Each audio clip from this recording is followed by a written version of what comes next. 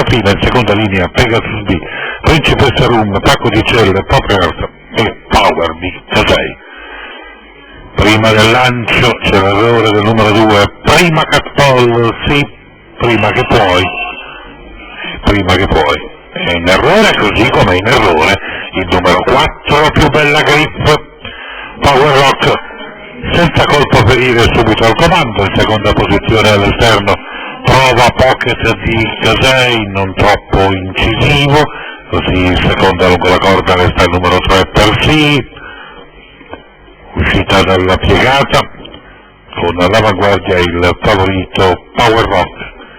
che non ha speso più di tanto per assumere l'iniziativa, in seconda posizione il numero 3 per sì, quarta iniziale in 29 e 8, poi in terza il numero 6 Passepartout di VM, risale intanto Paco di Celle che scavalca Pop Earth,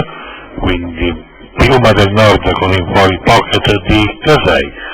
lontani Power di Casei, prima Catpol, sì,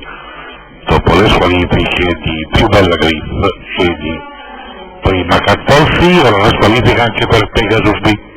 Sempre Power Rock all'avanguardia, 31,8 il secondo parziale, secondo in fuori il numero 10 Paco di Celle, terza di dentro il 3 per sì, in quarta il 6 Passepartout di VM con all'interno l'11 Pop Art.